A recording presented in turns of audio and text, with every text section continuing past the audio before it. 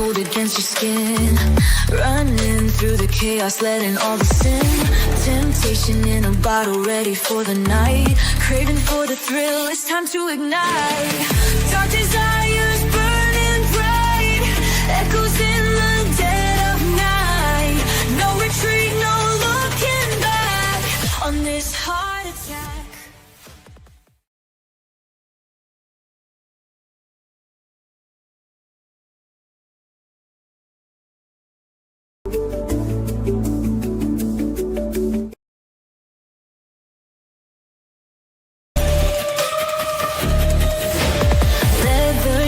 Feeling cold against your skin. Running through the chaos, letting all the sin. Temptation in a bottle, ready for the night. Craving for the thrill, it's time to ignite. Dark desires burning bright. Echoes in the dead of night. No retreat, no looking back on this heart attack.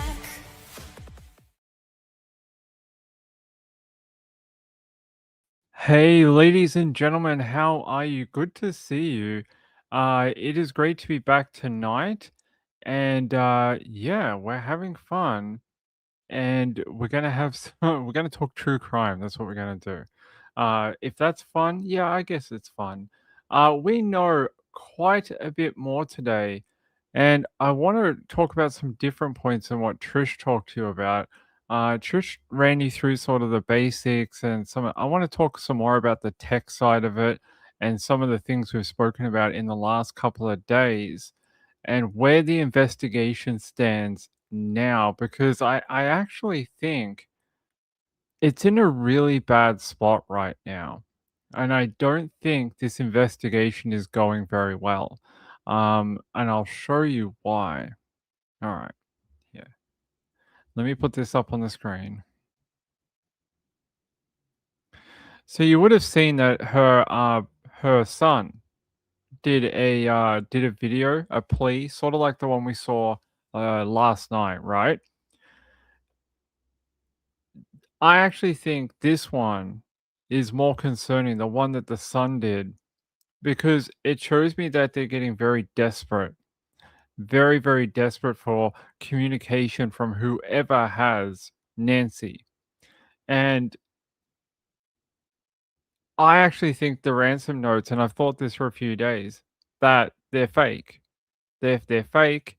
I don't believe they have anything to do with Nancy. I think it's opportunistic people, and it's such a common thing, and that's why I mean, I know they have to investigate everything, and if they don't have any other leads, they've got to go with what they have, and what they had were these ransom notes. But I posted on Twitter earlier today. Now, I tracked this down. Now, it's not a subject we normally do here, but in the Epstein, documents that came out, there is a letter here, and it crosses over with this particular case, and I'll show you why.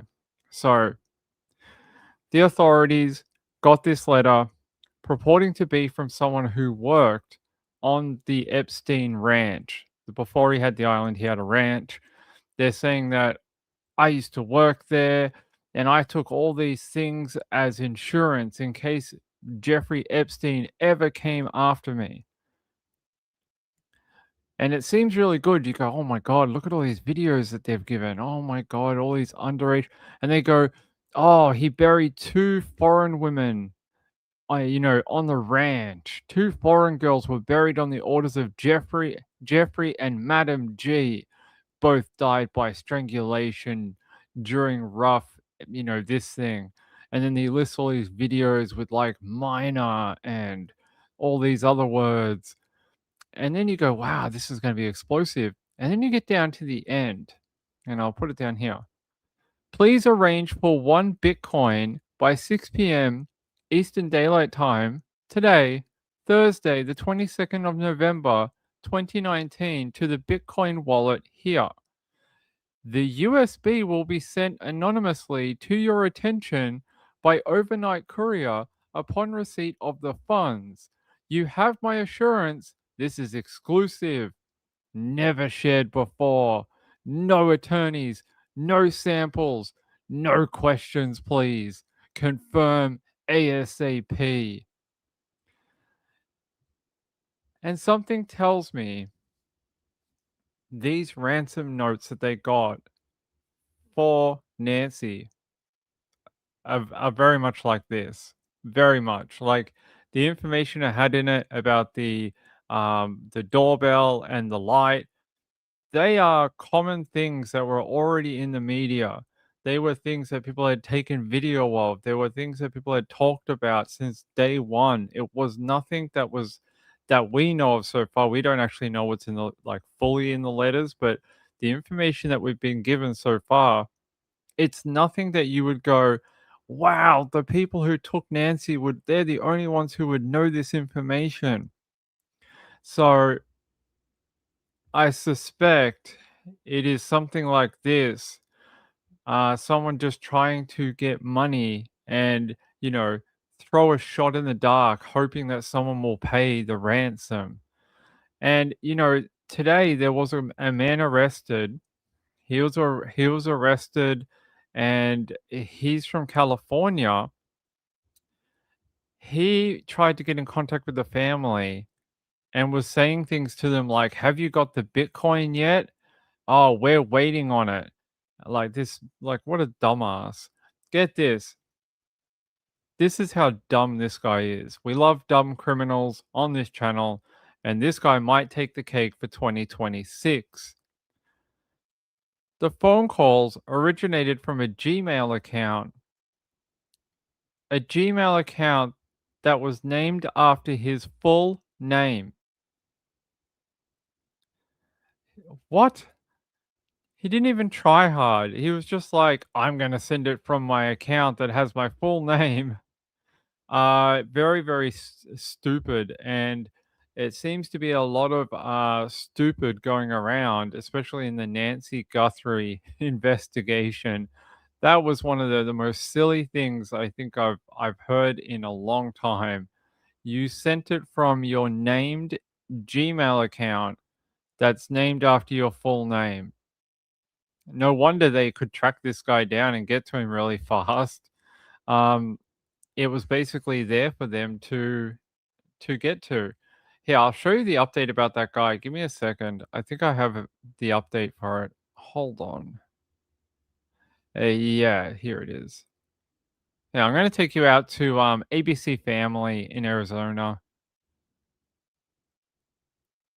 If it'll play, which we always seem to have problems. Yeah, you guys, I got a digital copy of that criminal complaint. And it says shortly after Savannah Guthrie and her two siblings posted that emotional plea to kidnappers last night, a California man texted family members talking about Bitcoin and transactions.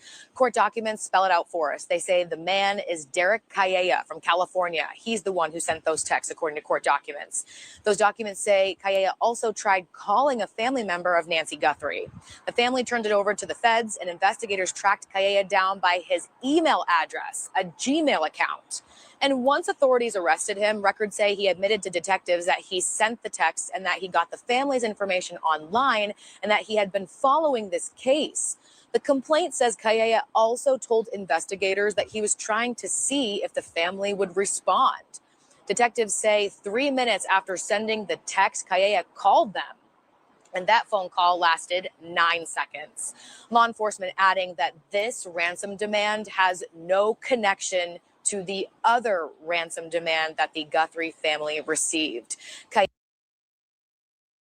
And I think that just shows you the problem in these national cases, these ones that get a lot of attention.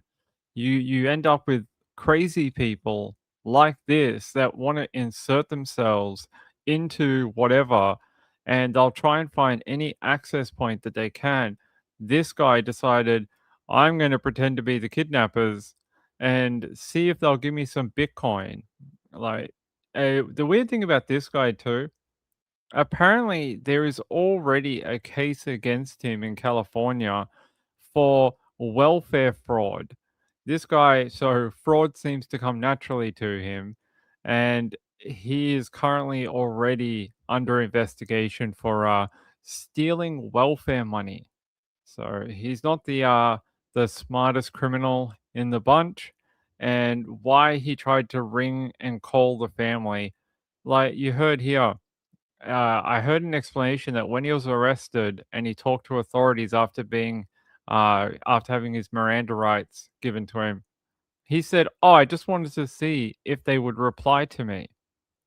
Okay, so send a message saying, something nice like, "Oh, we have your back. We're going to help you," or something. Why would you pretend to be the friggin' kidnappers and then tell them that you want your Bitcoin? That doesn't jive with what you're talking about at all. Oh, I just wanted to see if they'd reply to my demands for Bitcoin. Lisbeth says, Dumb Award. He is definitely the digital version of yeah, something like that, of a Darwin Award. Lisbeth said they say practice makes perfect, not in his case. Well, he's probably going to get a very hefty jail sentence for messing in this investigation. Yeah, very funny. This whole investigation has been really problematic. Um, One, don't believe the ransom notes are real, at least based on the information that I've seen and what they've given out in the press conferences. I don't believe they're real. Um, the other thing is they seem so desperate to make contact with whoever is behind the kidnapping, but also the ransom notes and the messages from the family. I mean, you could tell they want proof of life. They want a video, a saying, a phrase, something that Nancy would only know, and you can. They're not going to get it. If if the kidnapping was monetary related, it wouldn't have played out like this. The ransom note would not have gone to the media, it would have gone to the family. If some cuckoo in friggin' California can find a way to contact them, don't you think the person who kidnapped their mum would be able to get a direct line to the people they need to get the money? They would be able to contact the family and just be like, "Hey, we're the kidnappers. We want the money." They wouldn't be sending things to TMZ and to K-Gun and to KOLD. They wouldn't be doing that. So the whole thing's been a bit of a mess. Not only that, the press conferences with the sheriff, he's saying one thing one day, walking it back the next day, clarifying 3 days later, and it's really making it very murky. And then people and him go, "Well, I don't know where all the misinformation is coming from.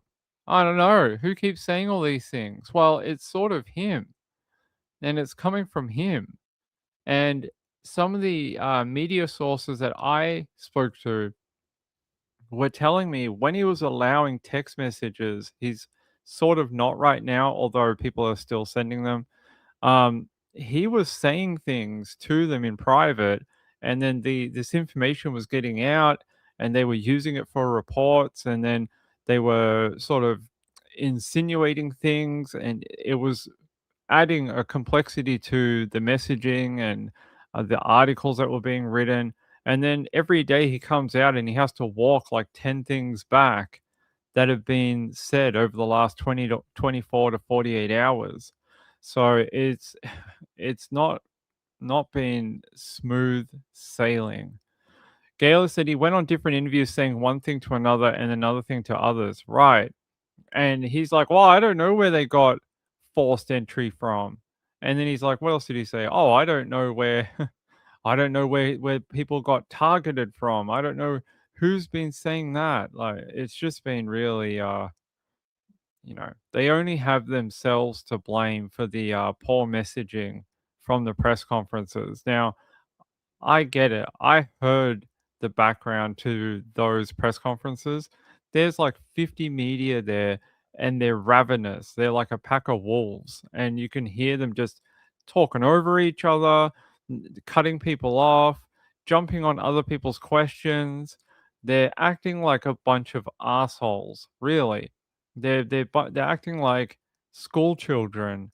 I would have thought a bunch of people who sit on camera all day and do this for a living would have some way of being more organized and polite to their other, colleagues from other news stations, but they just jump on, like, someone hasn't even finished yet and they're already butting in, and it's like, just let people talk. You'll get more information. Then if they ask a question that you want, you can just ask something else, and then everyone gets more information.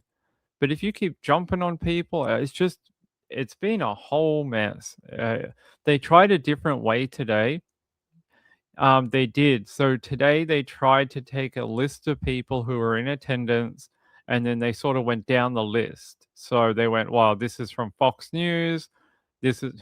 What was weird is at the press conference, it was they went, "Oh, this is from Fox News National," and then they went, "This is from Fox News Digital," and this is from Fox News Affiliate, and it was like, how many people do you allow to be on the list and have a question from the same company?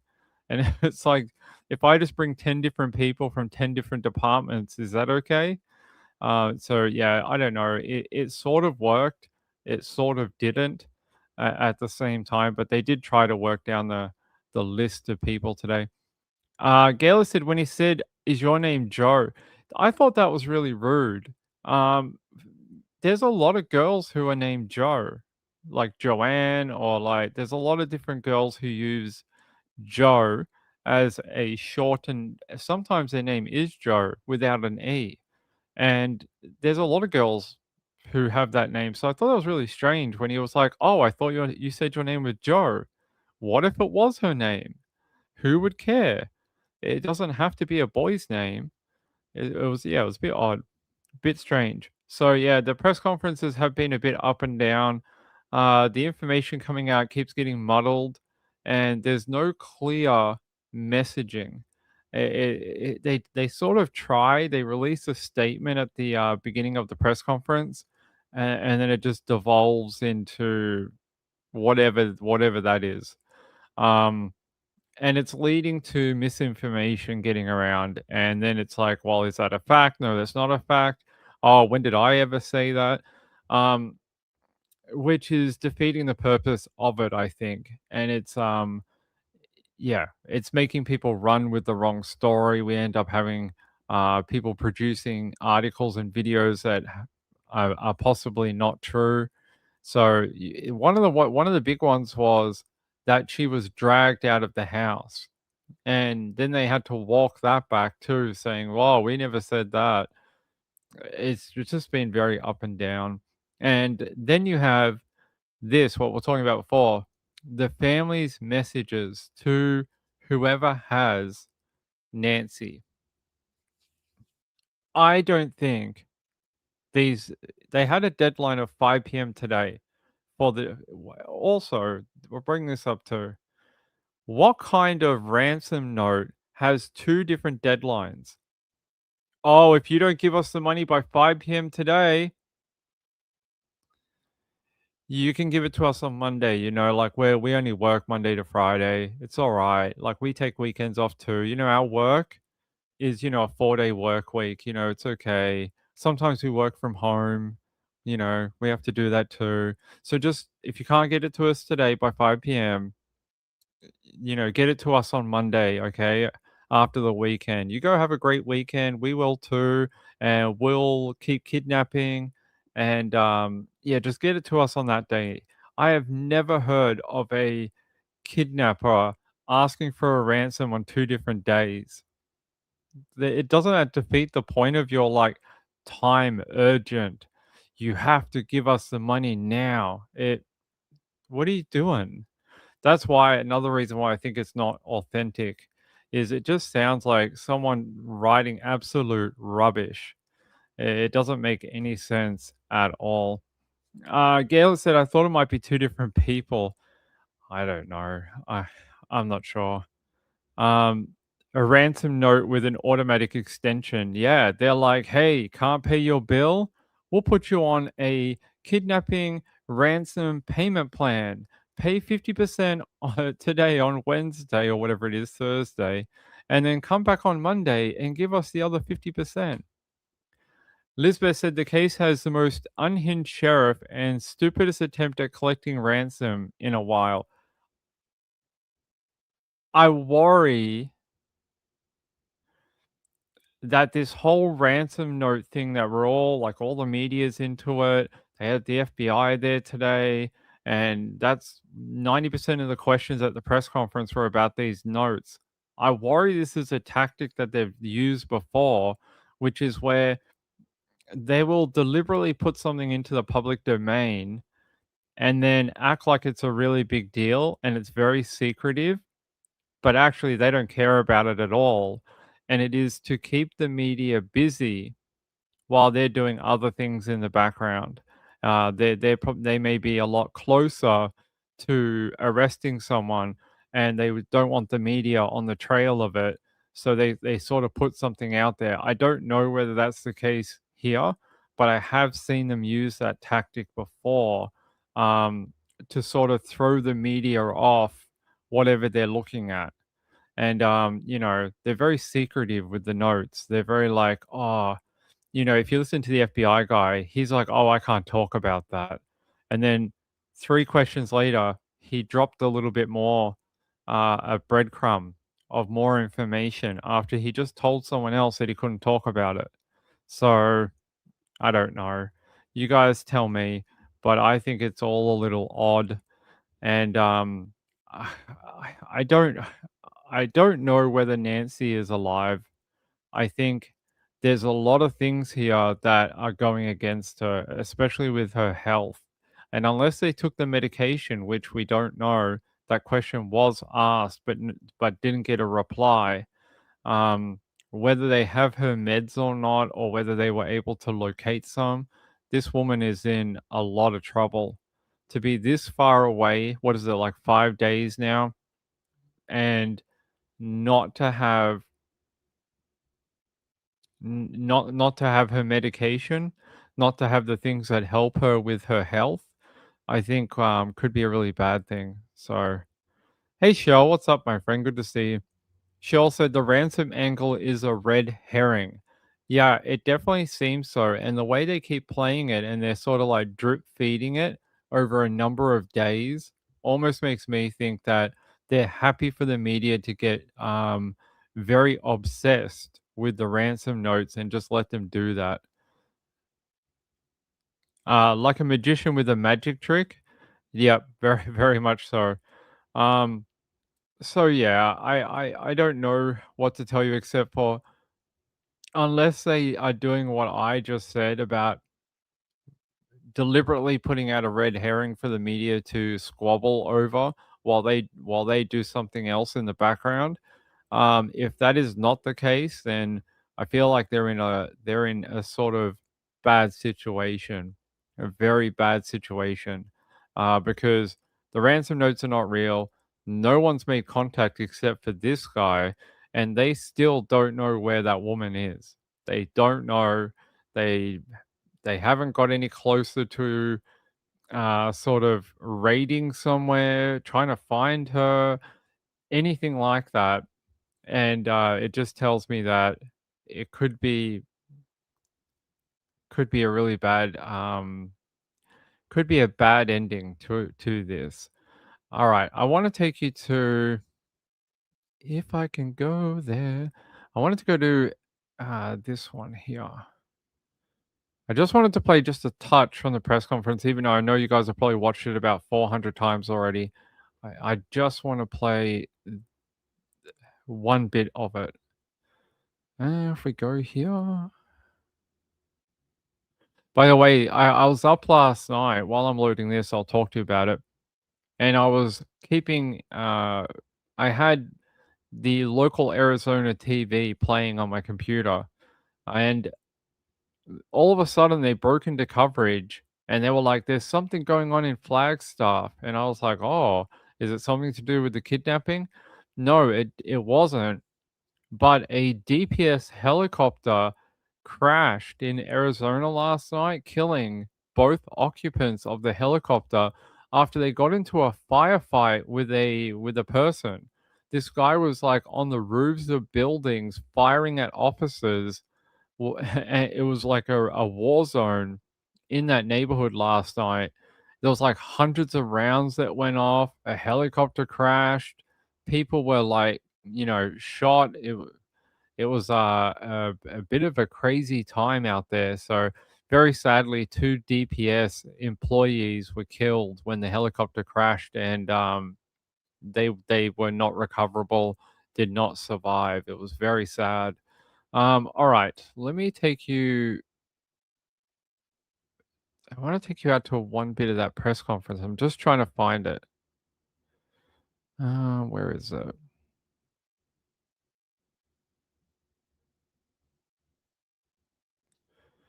Uh-huh.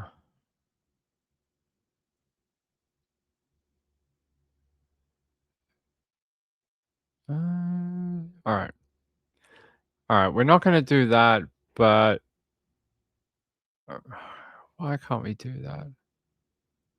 Okay, fine. Fine. Here, watch this update from them. Is a kind, faithful, loyal, fiercely loving woman of goodness and light. We need to know, without a doubt, that she is alive and that you have her. Our other top story this morning, just a heartbreaking plea from NBC Today Show host Savannah Guthrie and her siblings, each on her side there, as the search for their mother continues. It is day 5 in the search for 84-year-old Nancy Guthrie after she went missing from her home in Tucson. The family very worried because she needs medication, as we've heard all along, and they worry she is in pain. New this morning, President Trump says he's directing all federal law enforcement to be available to the Guthrie family if they need any more help in this. We know FBI agents are involved in the case. Yeah, so many law enforcement personnel trying to get some leads and find any answers here. Also, the president said on his Truth Social account that he spoke with Savannah. We know the FBI is already involved here, so it's unclear what direction this will go now. But yeah, there you go. So federal authorities, they said the head of the FBI is coming to Arizona.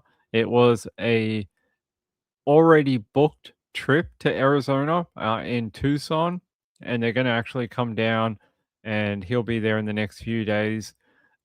Yeah, I find him getting involved pissed me off. Well, you have something this big, and people like that are going to get involved. When it's a national type story, it's going to happen. The other thing is they were asked about the border and Mexico today, and that's been a very sort of big rumor that's been going around. Like, well, if it's not the family, maybe someone did take her from like the cartel or something like that, and then fled across the border to Mexico. But they're saying they don't believe so, and that at least right now they believe it's contained within Arizona.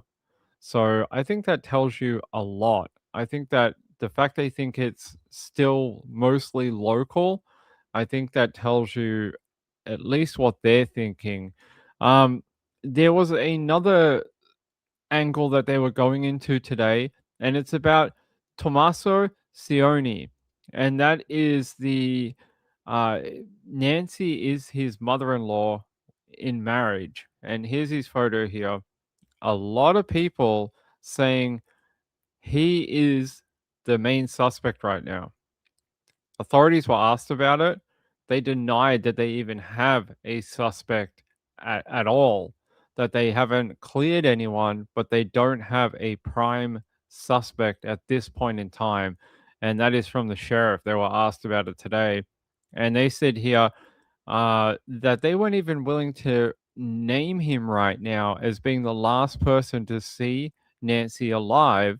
They've now changed the wording to a family member, even though originally the sheriff told reporters that Cioni was the last person to see Nancy alive.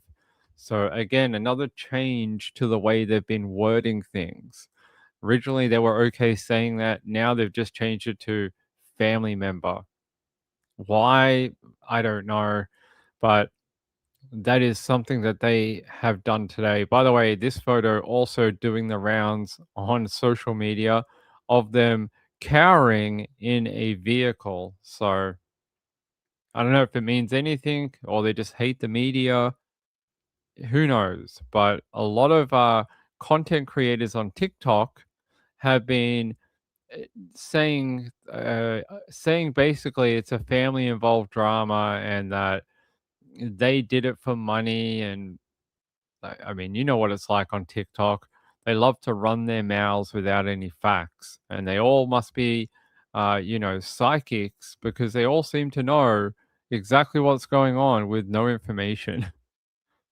Gail said, I also laughed at him changing it. Yeah, it was odd, considering they've already spoken about it. Now they're like, whoa, you cannot use that name. It is a family member. Well, you told us the name the other day. No, you got to just call them a family member. Got to be like very sensitive at this point in time. Yeah, it was a bit odd. It was a bit strange. All right, I want to go to K-Gun for a second if I can. Where is K-Gun?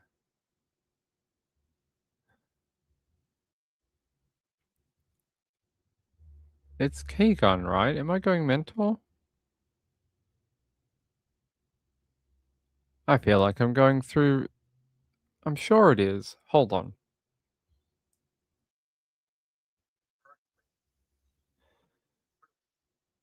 All right, that's fine. Yeah.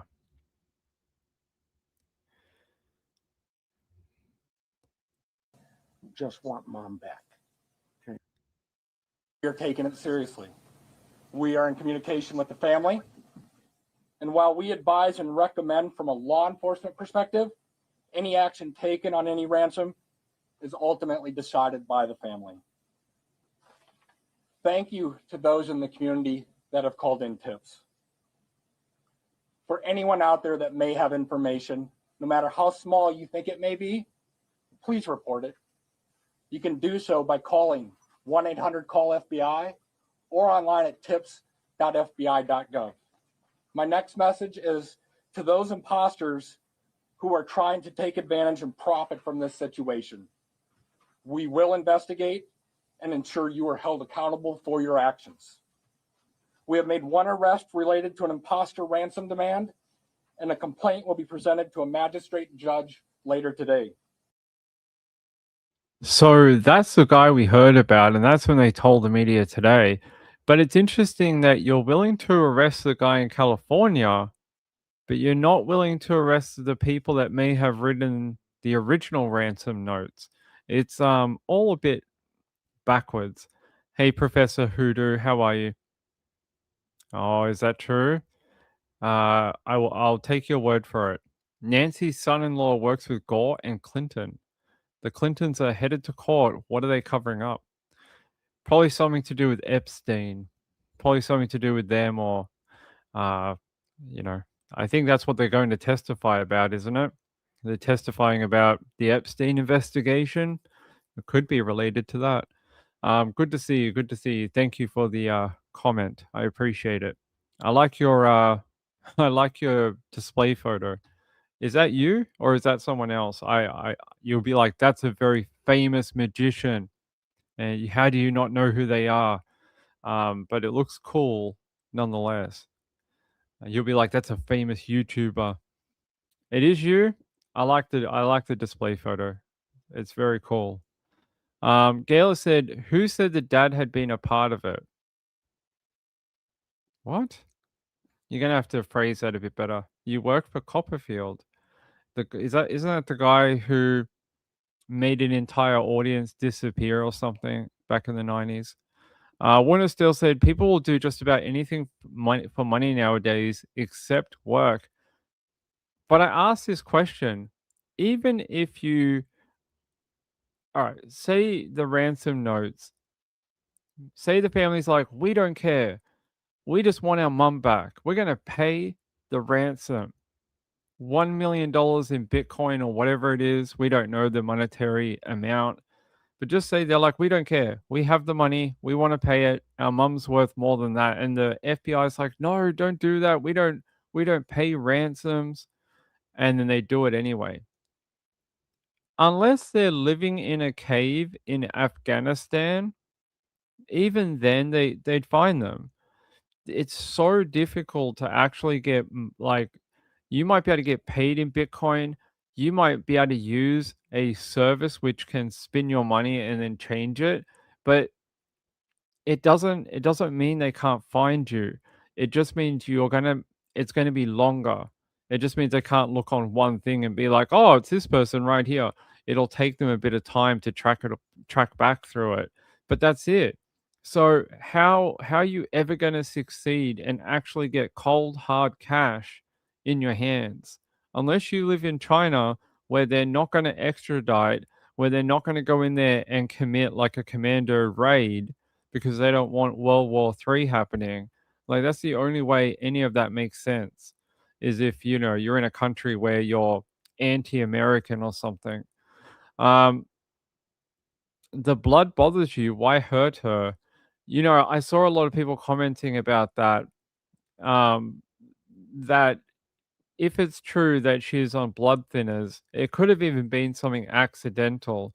While they were trying to get her out of the house, they could have scraped her arm on a brick. They could have banged her head accidentally in the rush to get her out of the property. And it may have been, I don't know, like it could have been something that wasn't as nefarious as what it seems like. But it's not a ton of blood. And I think that's positive. By the way, today they announced that $50,000 reward for information leading to her recovery. They said it's leading to her recovery and or the arrest and prosecution of whoever is responsible. So this one is an either or. You don't have to do both. Some of them have to be both. Some of them you have to get the person and have an arrest and conviction. This one is either. So we'll see if anyone can claim that money. It is a bit botched. Warner still said it looks like coughed up blood. There does look like at least part of it looks like it's been aspirated. And it looks like either someone has coughed or it's come from the airway and they've sort of like, breathed it out. At least part of it does. Hey, Patricia, how are you? Maybe one of her helpers thought they could take better care of her and not want money. You might be right. You might be right. Professor Hoodoo says 125,000 is actually the going rate with the best return on investment. There you go. There you go. Smart financial person. Here, let's go here. So I would be guessing that authorities would be working through scenarios right now. What is the most likely scenarios of what happened to Nancy? And like we saw in the case we did yesterday, remember we did the case yesterday of the little boy missing in South Australia, Gus? For months, we were all like, this doesn't make any sense. It's got to be someone known to the kid. The majority of elderly people who are hurt or kidnapped, unfortunately, again, tends to be someone known to the victim. That's the way crime tends to be, except for some very certain categories of crime. Some things like SA, some portions of that is actually more likely to be someone not known to the victim. It just depends what category of it is. But with elderly people, if it's something like elder abuse or even a kidnapping like this, it tends to be someone they've either met before or have some knowledge of each other. So, a bloody nose, that's what I thought, because I thought if they dragged her out of the house and they had to pause for a moment, her head might be tilted down and that's what caused the blood. But it is just speculation. I don't actually know. All right. I wanted to go here, but hold on. Where's our key gone? We had another video that I wanted to play for you.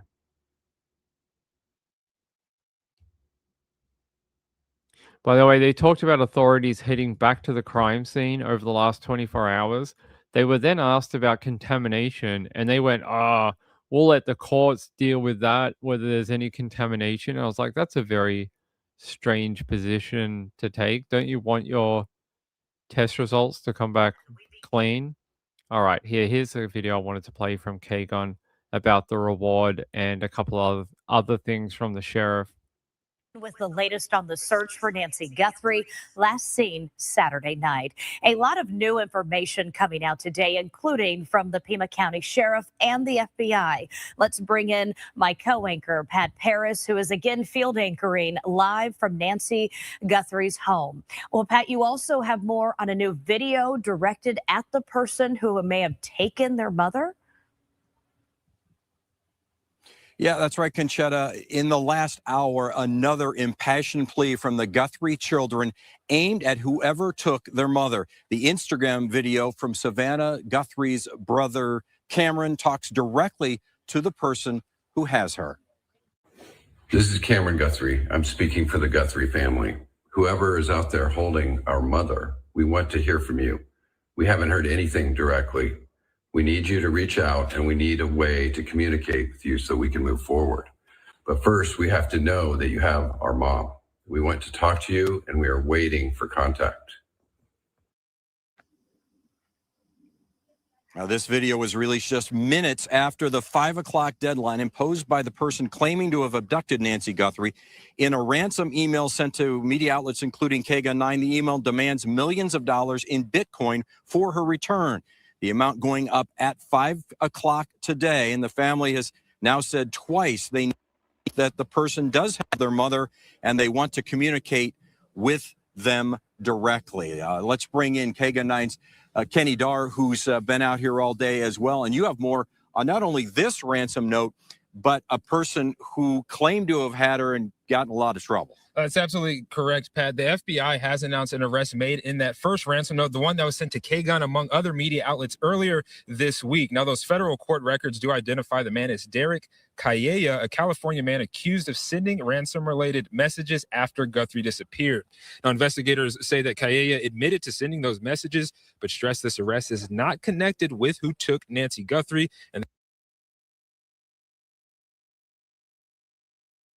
So check out this detail on the court record that he used a VoIP account. So it's voice over IP, basically internet telephone is the easiest way to tell you what it is. And that's where text messages and the phone call came from, which was then connected back to his Gmail account. Smart guy, really smart. We should hire him as a IT representative for the country. We should take him to the cybercrimes unit and give him a promotion. He is not a clever guy. And said that he'd been following along and watching TV when he said he sent the text messages to see if the family would respond. This guy almost was like asking to be arrested. Honestly, he's just like, "Oh, I'm sick of being a free person.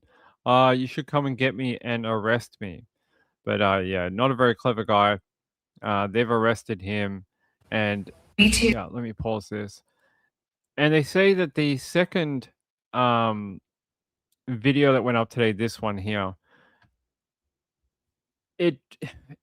they talk about wanting to open up a line of connection with whoever has Nancy Guthrie. And I feel like they are just hitting a brick wall constantly, that there is no contact. No one's talking to them. Like they said, they haven't had any direct contact.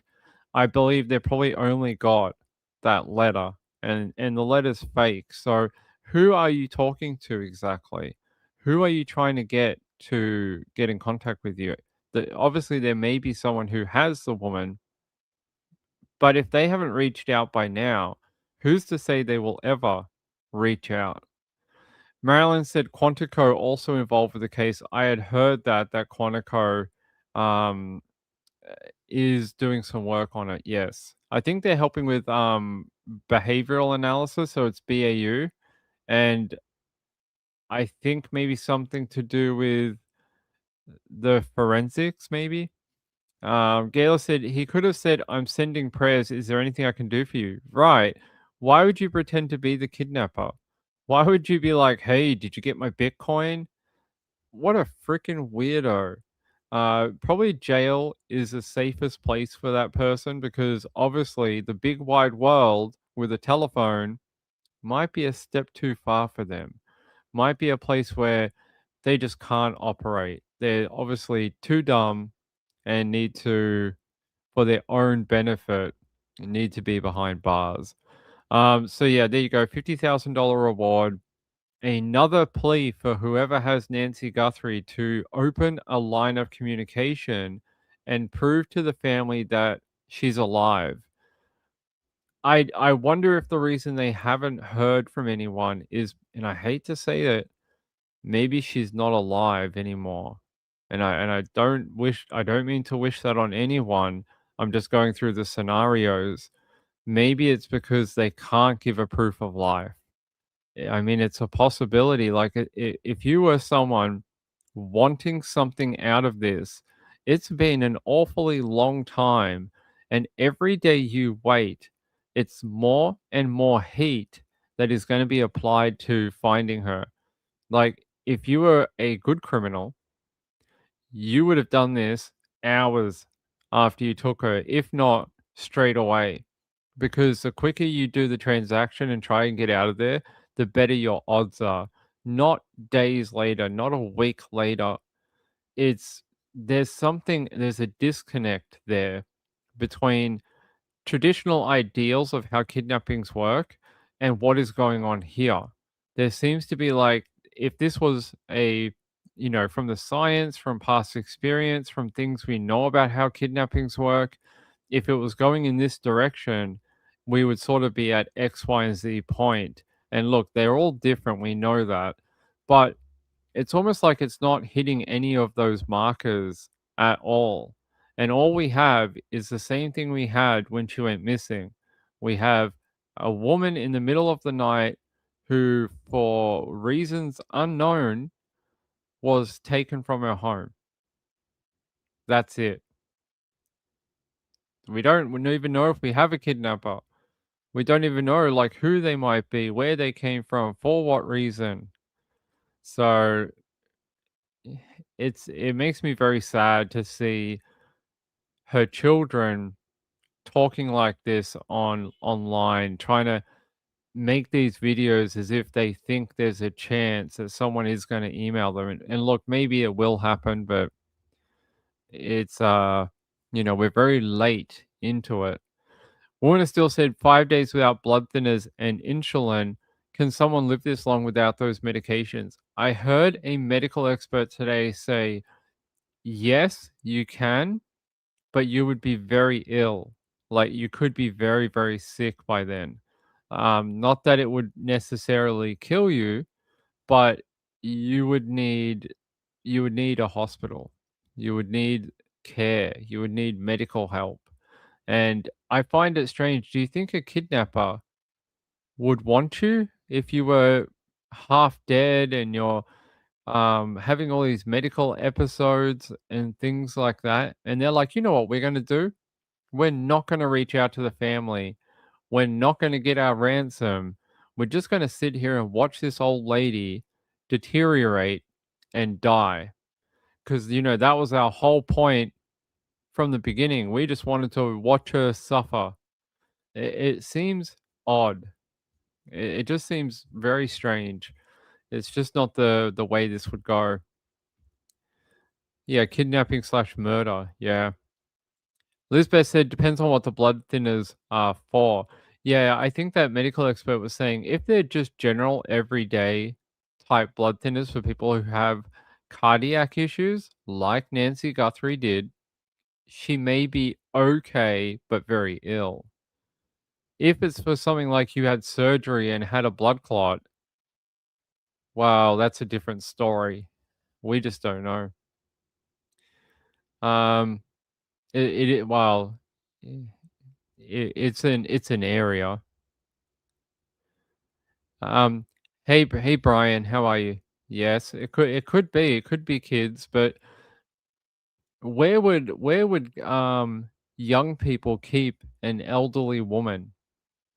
Like, would they just hire an Airbnb and keep her there for a period of time? I don't know. Hey, Lauren, how are you? There's 2 crimes here, and to clear the air in law after removing things from both homes, there is a huge hole missing here. I agree with you. I think there's information missing, and you might be right. Gayla said, or a stroke. Yeah, it could cause a stroke from the blood thickening up. And if it's someone who has blood issues or cardiac issues, it could. It very much could. Yeah, payment plan. We talked about that earlier. Diane said, it seems strange that if the person knows her, they would have taken the responsibility for it. I would have thought so. If it was something like, say it was like a terrorist type thing and they wanted to attack the daughter of a very famous, like the daughter is a very famous person on TV, and they wanted to get to her by getting to the grandma, or her mother, sorry, and get to her mother, and they wanted to do it to send a message. Well, it, it hasn't happened. There is no message. No one's claimed responsibility. There's been no, like, big videos saying, aha, we got you. We did it all. Well, here's our message to the world. There's been nothing like that. So yeah, just a fake Bitcoin message. Hey Lauren, how are you? I think the son-in-law is involved in some sort of child crime, and her missing.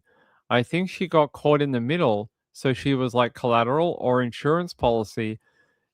They did comment on that. There was that children's investigative people that were at the home. I can't remember which agency it is, but that they had been seen at one of the homes of the family, and they tried to downplay it. They were saying, "Oh, they're just people. They're just helping. Oh, who knows? Like, we have heaps of people that are coming in from all different agencies to help."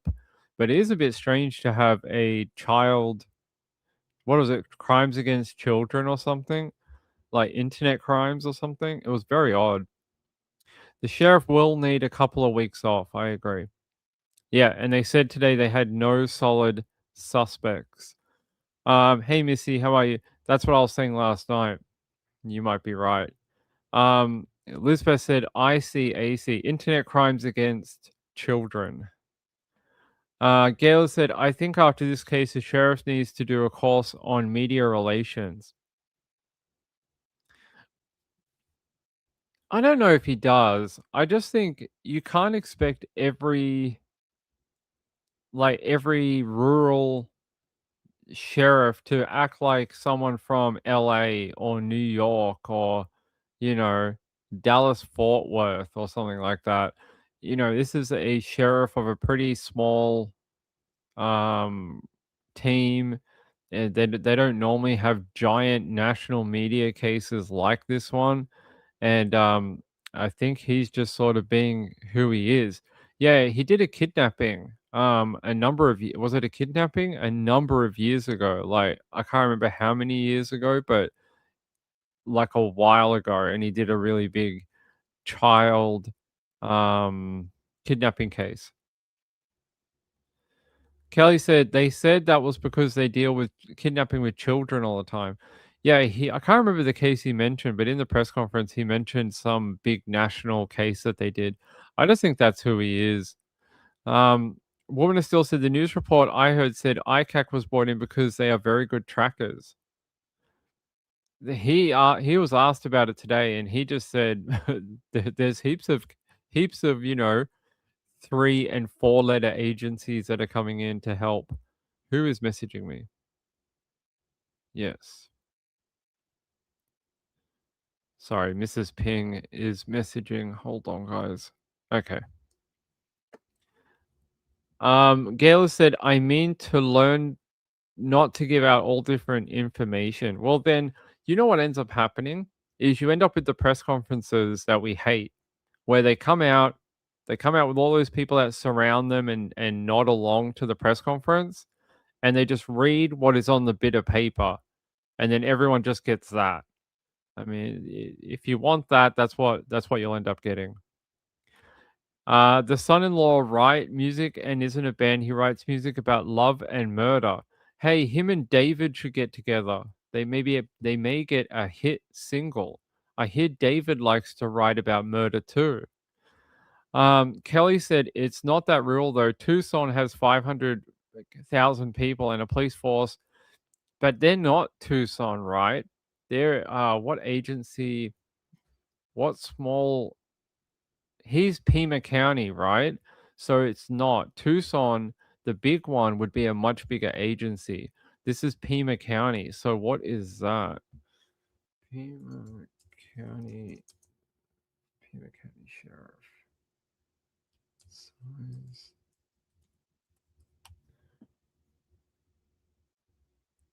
All right, here. So in Pima County, their total area that they command is 9,186 square miles of the county. They have 1,386 full-time employees, which only half of them are deputies. The other half work in the jail, and they are corrections personnel. They also have around 195 volunteers. So it's yeah, there you go. They're the different statistics for it. Yes, I'm aware of where it is. It is in Tucson, but that's their sort of area size. So yeah, 9,000 square miles. I'm not sure how big that is in grand scheme of things, but here actually we might have like a map. No, I don't. I was hoping we might have had a Pima County district map.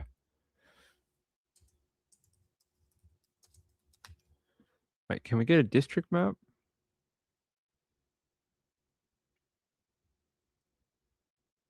I can, but it won't show you exactly what we want. Yeah. No, okay. Yeah, it just sort of shows you the different parts of the county. That's not really what I wanted to do. Hey, Durante, how are you? I think Darnell Potterson did it. Look into his recent post. I will have a look. Thank you. They could be anywhere by now. The FBI seemed to think today that it was still, not that they would discount anything, but they seemed to think it was still within Arizona. And that when it was brought up about maybe someone had gone off to Mexico and California or Texas or something, they were like, no, I mean, they seem to think no. Kelly said, yeah, Arizona is not tiny. It's huge. It's massive. No, I meant like that specific area, Kelly, not Arizona. I've driven across Arizona several times. It's huge. I've taken the highway from California into Arizona. I think it's highway. I have to look it up. I can't remember what number it is, but coming in from the west through Phoenix and then into New Mexico. So I've done that a number of times. So I know how big it is. I just meant like this specific part of it is not as big as say like if you're in Phoenix in downtown, like it would be a different story.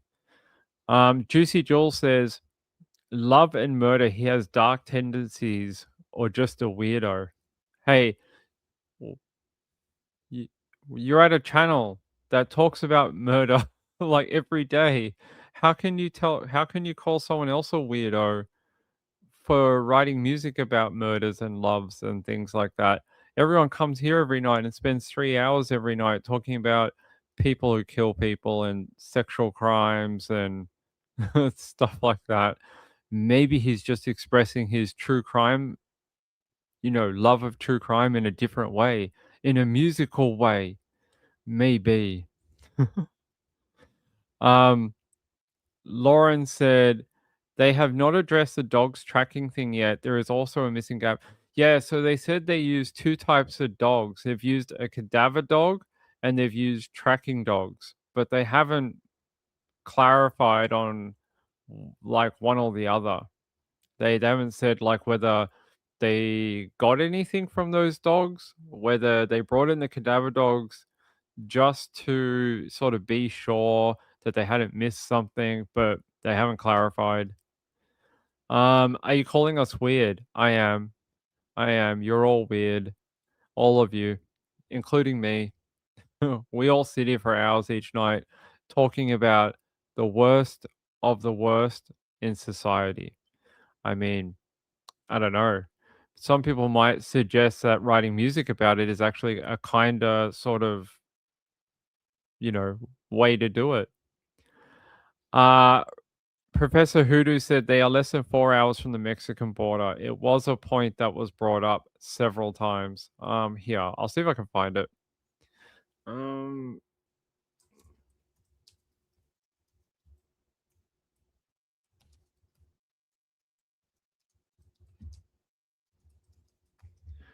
Here, let me see if I can find that actual little clip, and I'll see if we can tell you exactly what he said.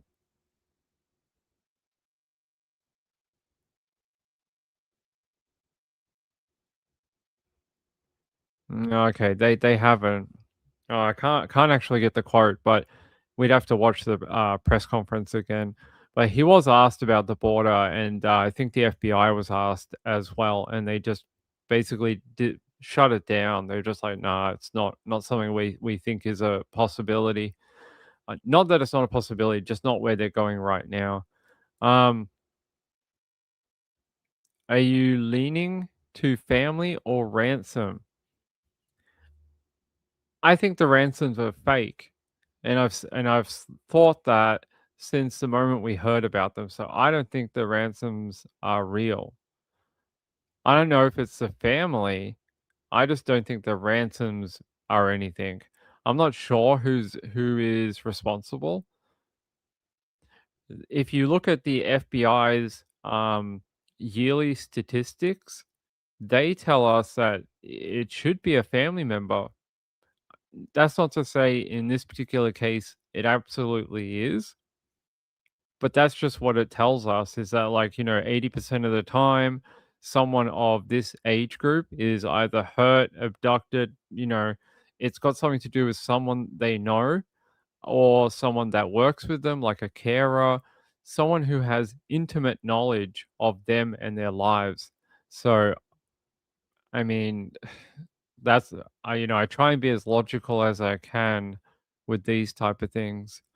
Woman still said we do it because it makes us feel better about ourselves, right, Ping? I don't know if true crime makes me feel better about it. That's not my motivation for doing true crime. My motivation for doing true crime is that I don't like when people make up things. So I like to look at it at a logical way without saying, "Oh, this is the truth." I'm gonna just say something is fact, and then people, will run with it. I just want to talk about cases, try and work with the facts we have, and if I can, bring you new information, which unfortunately I can't do in this particular case, but I have done in other cases. But yeah, that's sort of what I think about it. Elizabeth said, if we put aside a moment who her daughter is, what would we think if a random old person disappeared from their home and blood was found?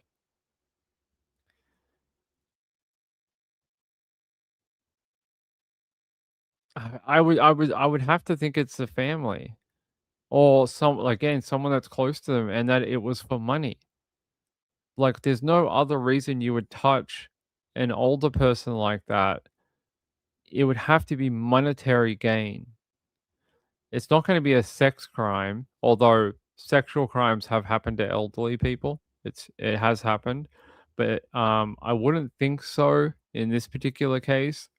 I would think it would have to be monetary motivated, but if the monetary motivation is not the ransom note, where is the monetary motivation coming from? And that's maybe something we don't know. Is there a life insurance policy? Was there some sort of, dealing? Someone feels like they're being slighted over money, property, something that would, affect their life. These are the type of things that people get murdered for. It's always something that dates back to someone feeling like they didn't get their part of the pie. And we just don't know what the pie is in this particular case. So I would think, don't worry about the ransom note. Go digging in the financials and see if there's anything there. It may come back as nothing, but that's what I would do if I was a cop on the case. I'm interested in the psychology behind crime. We do a little bit of psychology, not a lot. Gail says, Ping is in Australia. Yeah, I'm in Australia. I'm in Melbourne, Australia. Woman of Steel said, people are always saying that shit. I know it's not true. I'm not sure what she's referring to. Do you mean the thing I said about the sexual crimes? Gail said, I like to know the truth and find out about people. Yeah, it's a warning from history. This show is a warning from history. It's how to keep yourself safe and how to know the signs whether someone's going to kill you. No, I'm just kidding. It's not. Patricia said that's why it's a caregiver who is off and wants to show they can take better care of her. If that is, say that is true. Say that is someone like that, a caregiver, and they think they've been fired or something, and they this is their warped idea to get their job back or something. Do you think the family would actually take them back after all this? Do you think they would actually get their job back? I don't think so. Yeah, I don't think so. Yeah, we have a mixed audience. We have Australians, we have people from New Zealand, we have people from the UK, from Ireland, from Scotland. We have people from various European countries, but our biggest our biggest sort of demographic is Americans. We have an absolutely landslide. It's mostly Americans, like 70% Americans. I think it's like 15% Australians, and then the rest is made up of like different other countries like Europe, UK, things like that. So Americans are like the majority, which is weird. You think we get a lot of Australians, but we get about 15% Australians. Gail said maybe it's because I think everyone is capable of something. They are. Kelly said, I'm fascinated by investigations, how they work all the way to court and trials, why and how people can do what they do. Well, we've done trials here. So we do some trials when I can get to them. Hey, KCMO, it makes sense because your name is Kansas City, Missouri 166. So your area is in your name. Good to see you, by the way. Thanks for being here. Woman of Steel said, I was talking about my comment regarding people thinking they know why we are drawn to true crime. I have various ideas why we're drawn to true crime. I think for some people, it's not having the answer sort of breaks their problem solving part of their brain. And it's almost like it becomes an addiction because they need to have that answer.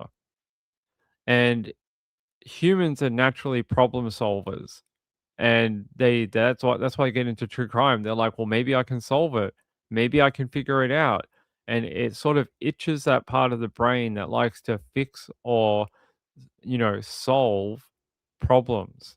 And true crime is essentially a problem solving topic because we're all always trying to find out who did it, why they did it. And I think for a lot of people, it even if they don't realize it, it's that. It's because their part of their brain tells them that maybe they can figure it out. Maybe they can be a part of it. maybe if they look at all the evidence, they could put it together. So I think that's why most people are into it. Lauren said someone should check the sister's house TV for anything they may have recorded saved on their TV box. They have.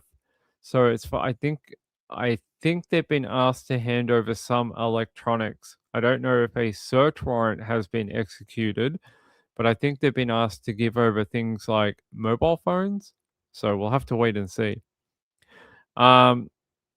Sherry says, yes, that's me. I need answers. Yep.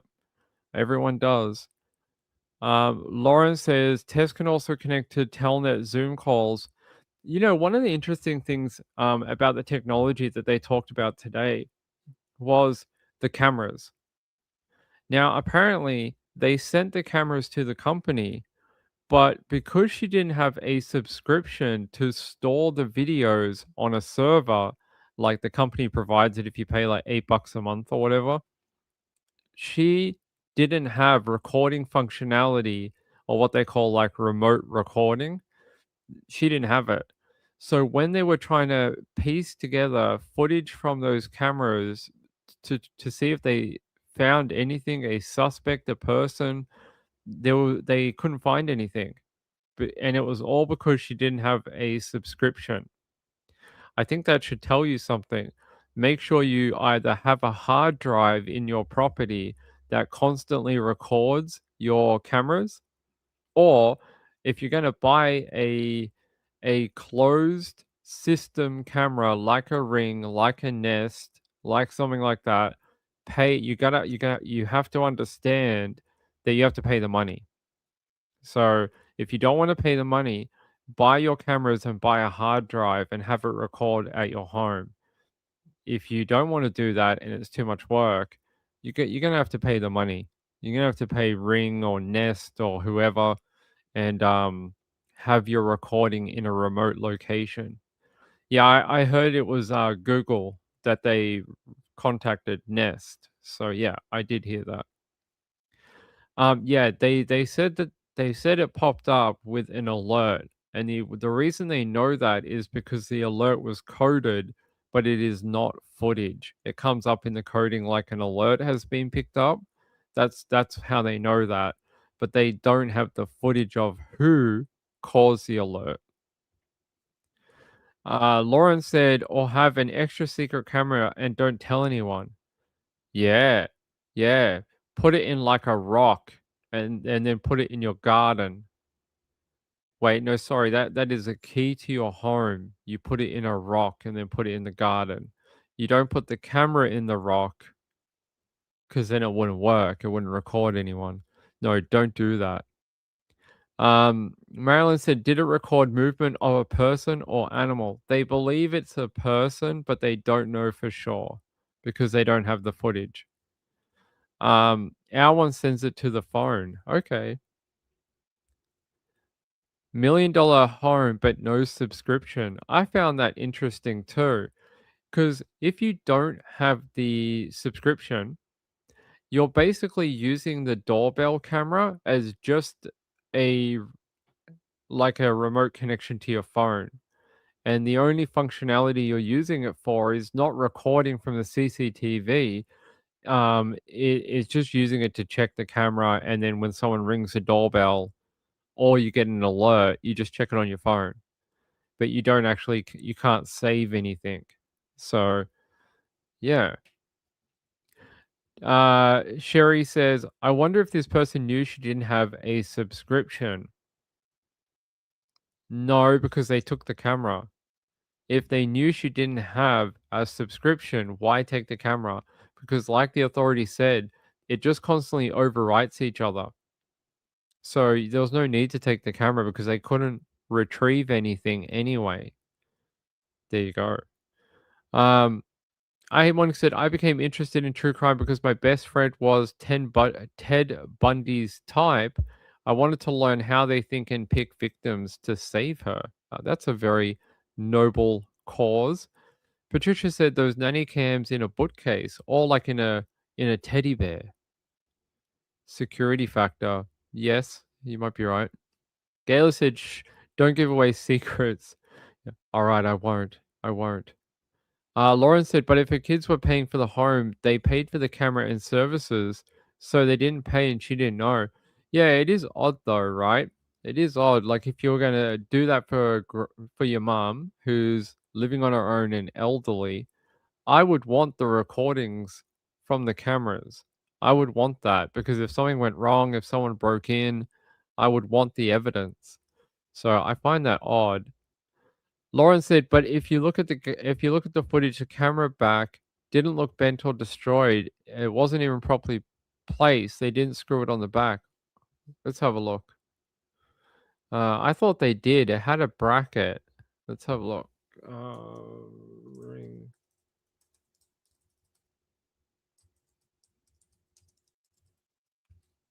Let's have a look. I know there's a photo that we had.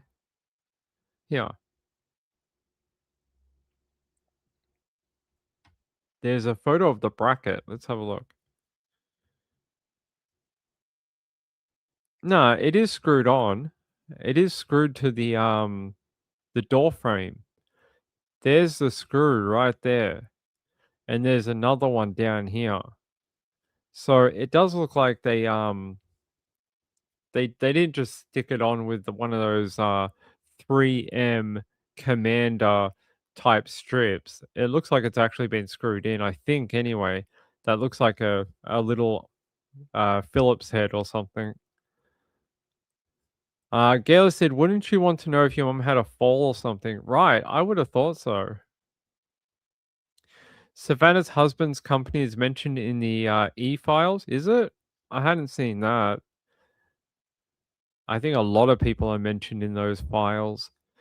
Rachel said she'd been in the home since the 90s. If that was my mom, I would have the cameras to check on her myself. Yeah, I would too. I Hate Mornings turned out she was approached by Ted. Oh, your friend was? Lauren said the bracket screws to the camera. You have to unscrew it from the back to get it off to charge it. It looks like this one you can slide up and then out. So it goes in and then drops down. This one looks like it sort of just goes in like that and then pops down. If you've ever seen the ones that do that, you sort of push it in and then it's got like a plastic bit on the back and then comes down and it locks it in.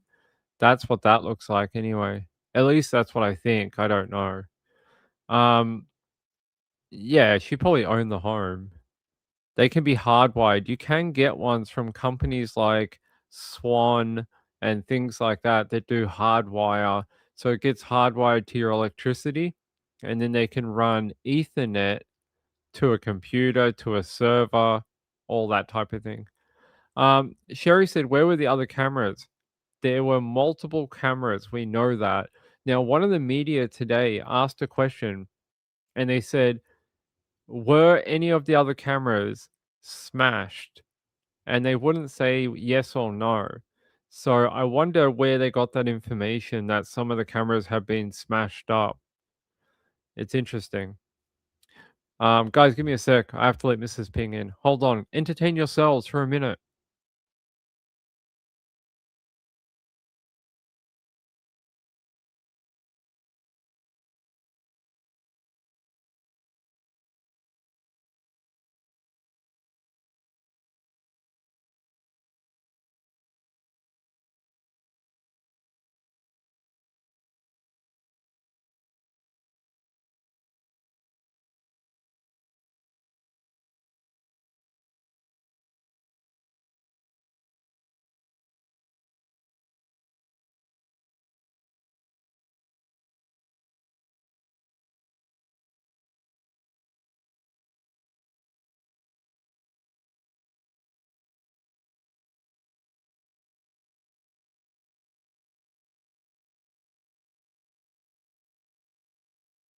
All right, we're back. We're back.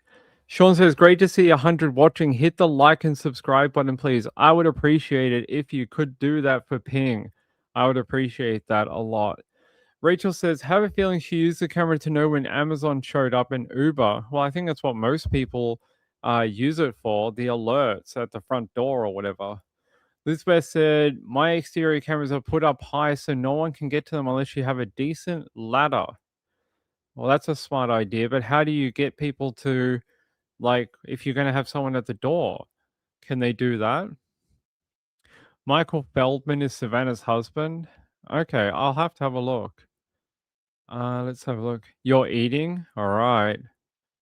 Hopefully not a hot dog. Otherwise, we'll all get weird mental images of you, Sean. You can sing and dance? Well, you're going to have to send us a video of that. You're going to have to, like America's Got Talent, send us a video of you singing and dancing and performing magic at the same time. Elizabeth said the camera alerts and tracks whoever moves to the front door.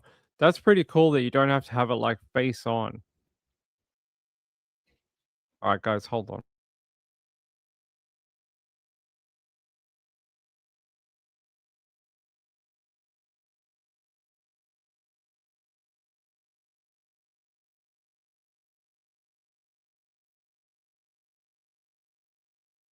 All right, we're back. She made it in here. No hot dog? All right. Thank God. Thank the Lord.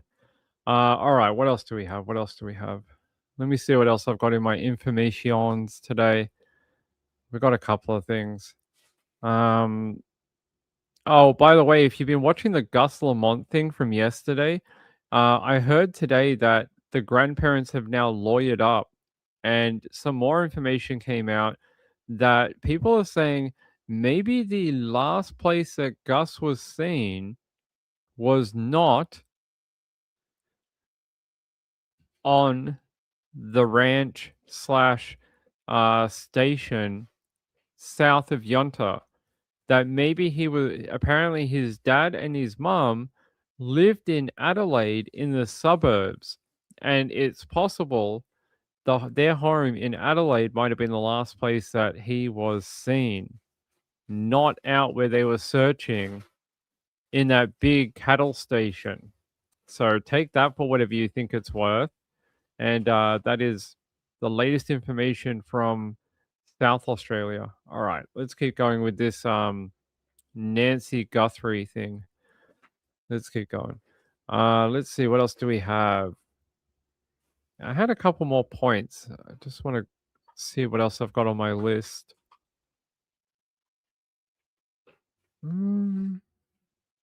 Let's have a look.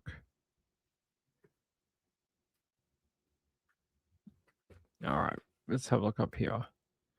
So yeah, we know the brother made that urgent appeal around the deadline for the ransom note. It came and went. There has been no contact with the family that we know, and that there's been no follow-up and no proof of life. They also said here that blood droplets that they found at the front of the home did come back as Nancy. So they don't have what they call multiple contributors. So what they would have been looking at for these blood here, they would have been looking to see if they had what they call multiple contributors. And if it did, that would have helped them try track down, who might have been the person that took her from the home.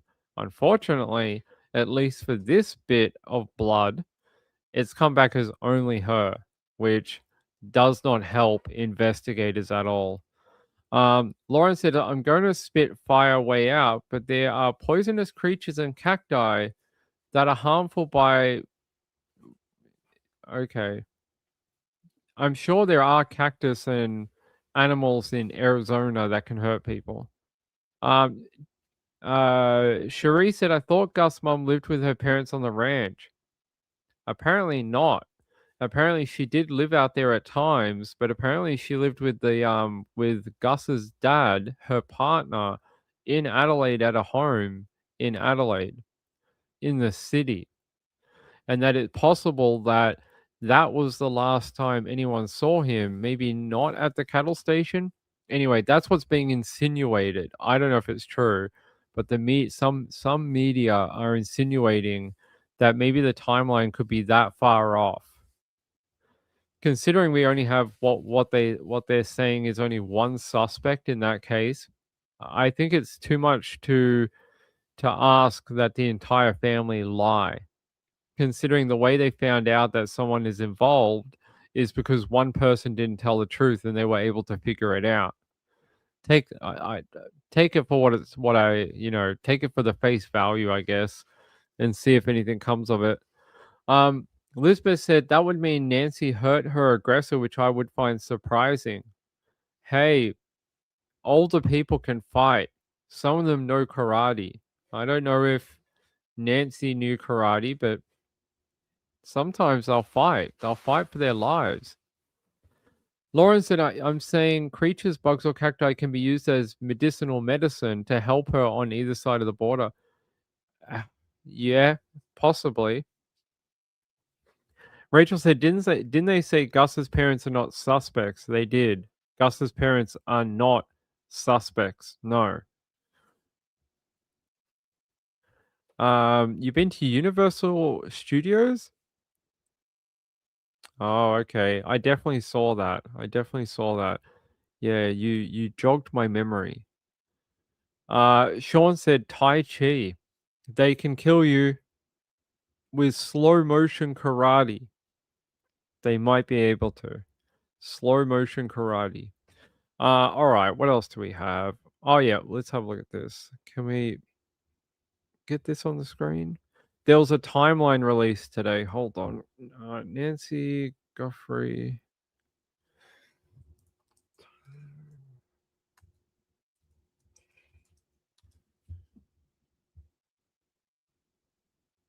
All right, here we go.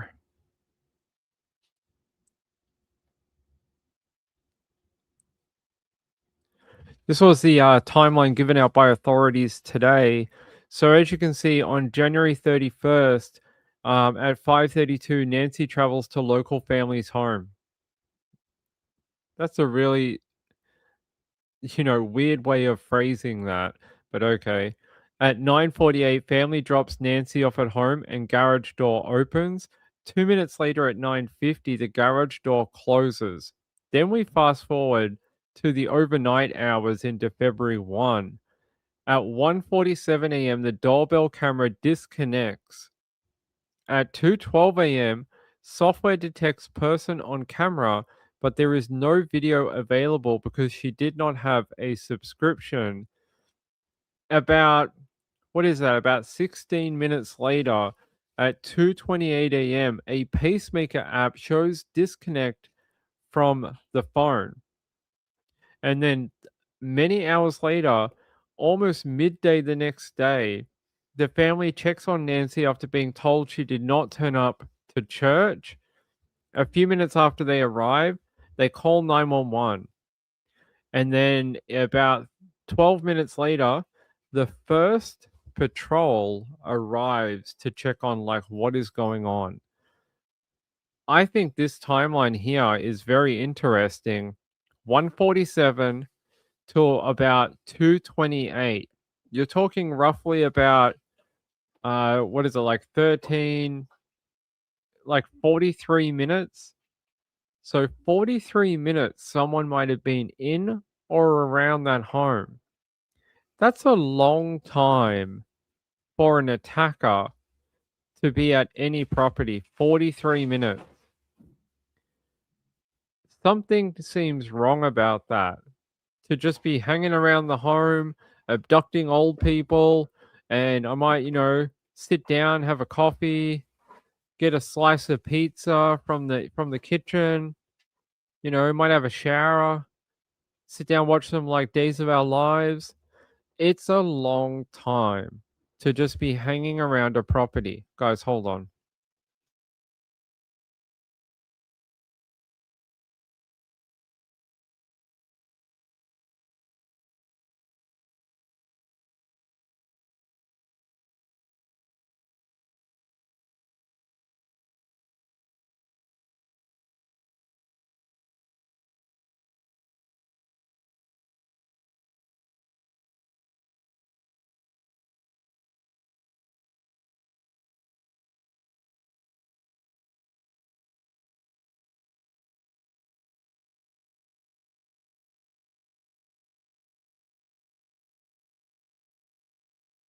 All right, sorry guys. Mrs. Ping, she was in and out again. She's going to a meeting. She has to go quickly. She has to get there. So she came in, dropped her stuff off, and left. Lawrence said that's a short enough timeline for a car to meet a flight. If she was taken across the border by a helicopter, maybe they should track air traffic from that night. There's probably I think we're going into sort of the realm of too far, but just to play that route, there probably is an airfield nearby that is not patrolled.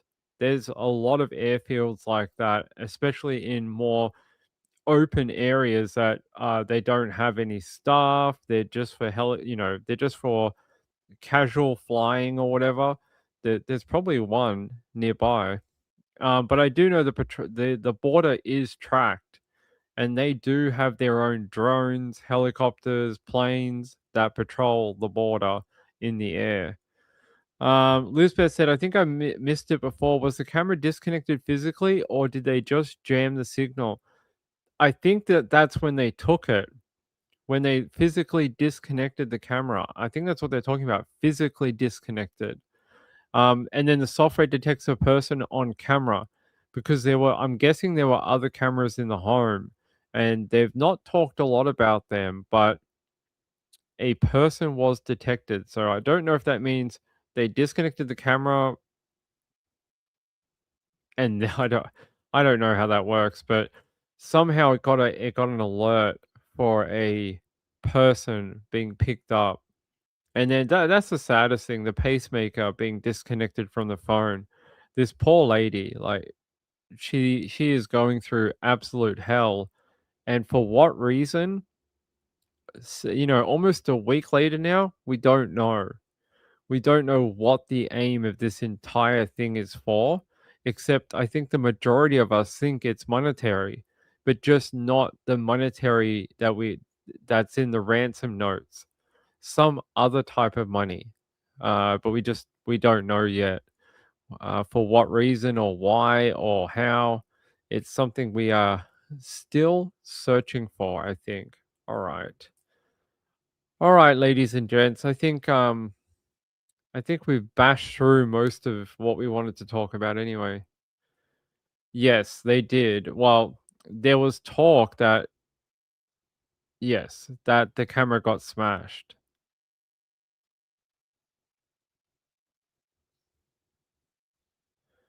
Okay. Sorry, I'm just checking on who's messaging me. All right. Okay. Yeah, I know. They wouldn't comment on it though. I hear Monique says, I think they saw a notification on her phone. No, I mean not that where the notification comes from. Where was the person? Like, if the camera was disconnected, the doorbell camera was disconnected, where was the person picked up for the notification? Is it from them disconnecting the doorbell and it picked them up, like someone actually disconnecting it or moving it around? Or was it a different camera in the home that picked up the person? Because there's multiple cameras. So, all right. Sherry says they will have someone within a couple of days. I do too. I think it's not going to go on that much longer. I thought it would be done by today, but maybe I was a little premature. I don't think it's that much longer. I don't think we're going into like week 3 and week 4 still looking for Nancy. I think something's going to happen in the next, by Monday, and it's all going to unravel. And we're going to find out exactly what happened to her, where she is, and like if she's alive, if she's not, why this might have happened. I don't think it's that far away. I don't think like I said, don't think we're going to go into like week 4 and 5. I don't think so. Kelly said, well, by the time it looks like it was a different camera. That's what I thought too. Elizabeth says, remember that Las Vegas weird biolab they dismantled? Yes. So apparently it did have a connection to the biolab that was found in California. So a couple of years ago, they found a very similar biolab in Redding in California. This one in Las Vegas has a connection to the same people, and it had very similar things inside of it. The one that was found in California had things like highly contagious viruses and like things like Ebola. They had samples of Ebola frozen in the one in California. So you can understand why they were, having all the biosuits and all the crazy things that we saw in Las Vegas, because they were really worried that they would find very similar things. Yeah, so no good update on it yet, although they did release a video. Hold on, I'll show it to you. Biolab.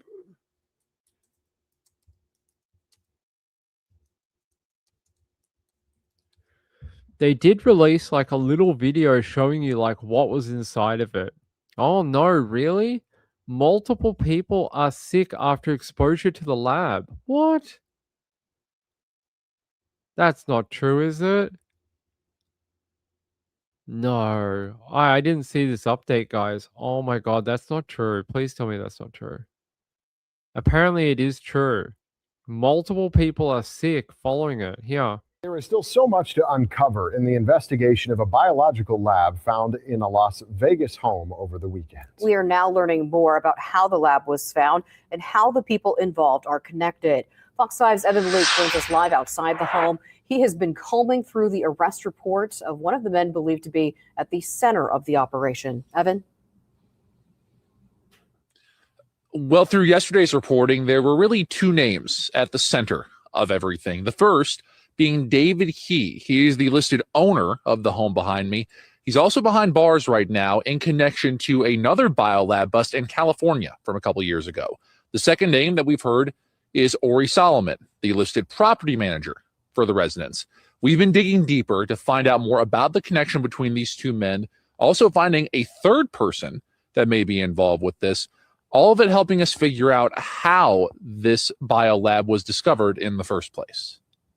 Before the suspected biolab at Sugar Springs Road, attempts were made to create a lab elsewhere in Las Vegas. According to Metro investigators, an application was filed in April of 2023 for a medical laboratory on West Charleston Boulevard. It was filed under a company owned by someone believed to be in a relationship with David He. By July of 2023, that application was rescinded. A source told investigators that a man, later identified as Michael Ritchie Harold, moved equipment from the Charleston location to the home on Sugar Springs. That's when Michael became aware of David He, also known as Giabe Zhu, and the years-long working relationship he had with Ori Solomon, even after he was incarcerated. Fast forward to April of 2025. A house cleaner contracted by Solomon was told to shut and lock the door leading to the garage, which people renting the home were prohibited to use. The house cleaner reportedly looked inside the garage, seeing 3 refrigerators plugged in and large glass beakers filled with an unknown reddish liquid, similar to what Metro Police and the FBI found in their raid on Saturday. 5 days after being in that garage, both the house cleaner and Michael reportedly got deathly ill, describing symptoms of trouble breathing, fatigue, and muscle aches. On January 6, 2026, Nevada code enforcement were made aware of a possible biolab, and by January 9th, FBI Las Vegas had gotten a tip from the Sacramento Bureau about lab equipment being found, bringing It's scary that people were renting that home and living in it, and the way they uncovered it was the cleaner for the home uncovered it and reported it. Yeah, there were people renting it at the time, and they are the ones who kept getting very ill, like you heard. That is so apparently the rooms were rented out on like a short stay website. And they're saying here that even a handyman, the cleaner and a handyman both got deathly ill after going into the garage. Approximately 5 days after entering the garage, she was left with breathing issues, fatigue, and could not get out of bed, and muscle aches. The handyman also had the same issues after entering the garage. Kelly said a lot of people who lived inside the house have gotten sick.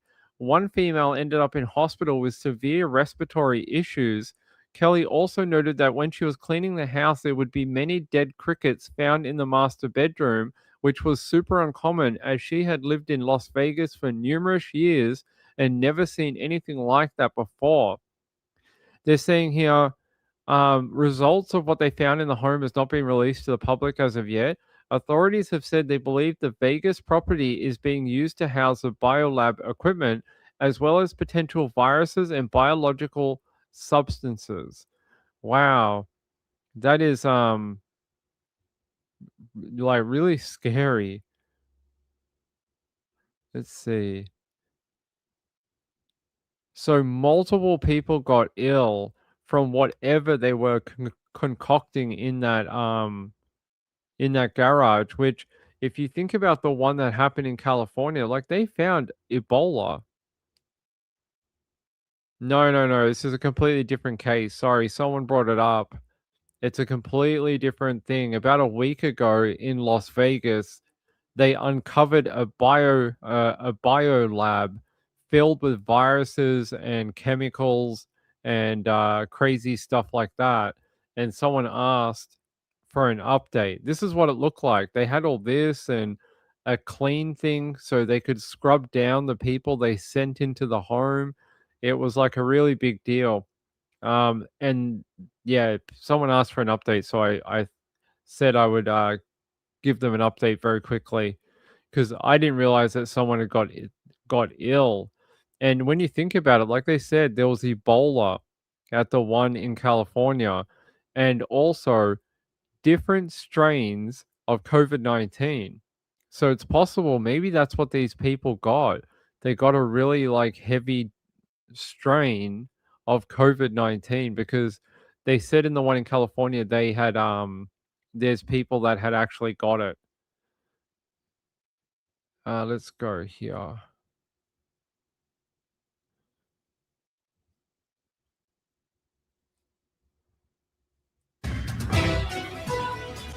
Our 8 News Now investigators breaking yet more news about that biolab that was raided over the weekend. Documents we obtained reveal several people got sick from it.